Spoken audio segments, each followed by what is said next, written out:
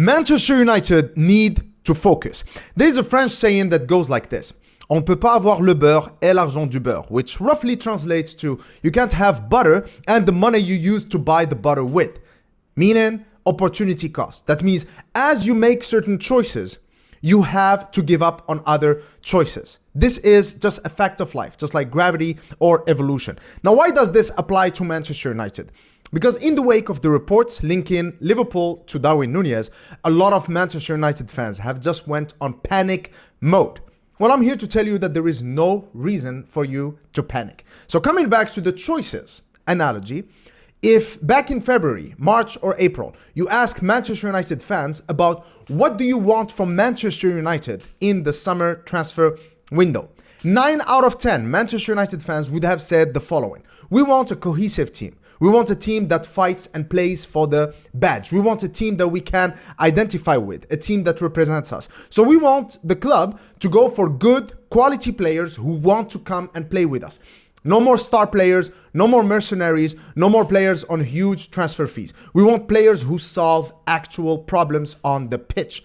And that's perfectly logical. I agree with that point of view. Every sane person agrees with that point of view. Now, obviously, when you make that choice, you have to give up on signing strikers that you don't need for 86 million pounds. So let's look at Darwin Nunez and see whether actually Manchester United needs this player. The first thing is, of course, the price tag. He's very expensive, but Manchester United, even though we are a wealthy club, we are not made of money. 86 million pounds. That would roughly take out probably 60 or 65 million pounds of our transfer kitty.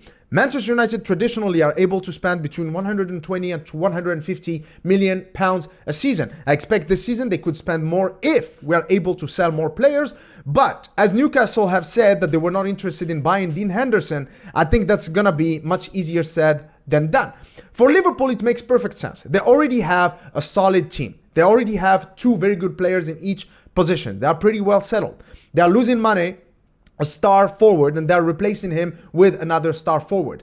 That's it. I think this transfer window, they probably are just going to go for two players, either someone like Darwin Nunez or another striker, and a right back option, maybe someone like Calvin Ramsey from Aberdeen. That's it. But for Manchester United, we have to bring players and strengthen in pretty much every area of the pitch. We cannot spend 60 to 65% of our transfer kitty on one player. Then there is, of course, Darwin Nunez's role in the team. A lot of Manchester United fans wanted Cristiano Ronaldo to stay. Well, Cristiano Ronaldo is staying at £480,000 a week. Well, he had a very good season, scored 24 goals. He is in the Premier League team of the year, and rightfully so, deservedly so. But the problem is that we cannot bring in another center forward, at least not another blockbuster center forward, another star center forward, as long as Cristiano Ronaldo is there. Darwin Nunez is a player who plays as a center forward. Of course, for Benfica, sometimes he played slightly on the left, but he's not a left winger. He's not a left inside forward. He is someone who plays as a center forward. He's more similar to Erling Haaland in that aspect, right? So if you want to bring a center forward at Manchester United, someone you're going to spend a lot of money on, then it should be someone who complements Cristiano Ronaldo, not someone who comes in and sees Cristiano Ronaldo as an immovable objects between him and getting first team appearances at Manchester United. Darwin Nunez would be in competition with Cristiano Ronaldo at Manchester United. So why are we going to spend 86 million pounds? Someone like Christopher Nkunku, for example, a versatile forward, someone who can play on the right, on the left, behind the striker, could be a much better option because they can work with Cristiano Ronaldo. They can complement the other strikers that we have. Darwin Nunez would be a great buy for next season when Cristiano Ronaldo eventually leaves, but not this season. Then, of course, there is always an element of risk with South American players. I don't know why, but it seems that they don't work out in the Premier League, but especially at Manchester United. Look at how many South American players we've had who didn't work out. Maybe you could just make the case that those players were just poorly scouted.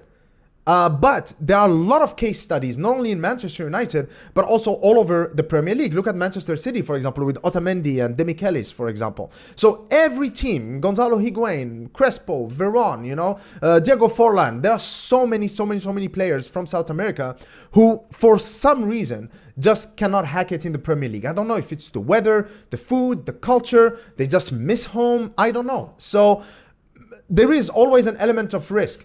Now, the thing is, Is Darwin Nunez the right player? Is he the right character? We don't know. We know that he is a good player, but we don't know whether he has what it takes to actually succeed in the long term. To be fair, he could be just as successful as Aguero or Suarez, for example. But also there is an element of risk, and that risk needs to be assessed properly before we can make a decision and spend 86 freaking million pounds on a striker. And then last but not least is, of course, Erik ten Hag. Listen, every conversation that Manchester United fans are having about how can we take Manchester United to the next level, how can we heal Manchester United, always we talk about transfers, and rightly so. That's probably 50% of what we need to do. But a lot of people forget the other 50%, which is coaching. Erik ten Hag is a manager who took Dusan Tadic, a winger that nobody cared about at Southampton, and turned him into a false nine that consistently had 25 to 30, 35 goal contributions every season, even in the Champions League. He turned Sebastian Haller, a striker who was a punchline at West Ham, turned him into a 35 goal a season at Ajax. By the way, Haller has scored more goals and made more assists in the Champions League this season than Darwin Nunez did. 11 goals and 2 seasons for Haller, as opposed to 6 goals for Darwin Nunez. That's amazing. He is a manager who took Daley Blind, who was considered a liability at Manchester United, played him at centre-back, and reached the Champions League semi-finals with him. And even this season, he was still going strong in the Champions League. That's what Erik ten Hag does, because Jurgen Klopp and Pep Guardiola, what makes them truly special is not the transfers. For example, here's an anecdote for you. Do you know that Jurgen Klopp wanted Julian Brandt from Dortmund at Liverpool instead of Salah? But it was actually the Liverpool board who told him, listen, Salah is actually much better. Go for Salah. And then Jurgen Klopp was like, all right, let's do that. And then the rest is history, as they say.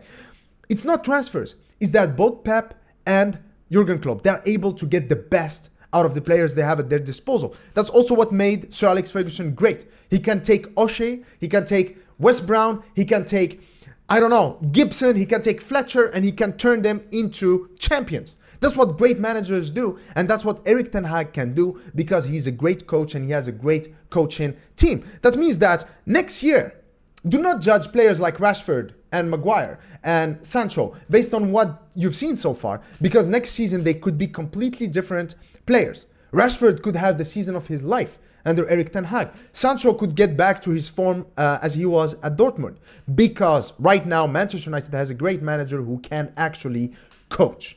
And so this is what I think about the Darwin Nunez situation. I need that Manchester United need to focus on the big pictures. What were our objectives prior to this transfer window, and stick to them. Bring in the players who are actually gonna solve issues and who fit with the kind of players that we are gonna that we actually need. Not just react to what Liverpool are doing. We should not care about what Liverpool are doing. They can get whoever they want. We should only care about who are the players who are truly going to improve us. Please let me know what you think in the comment section below, and cheers.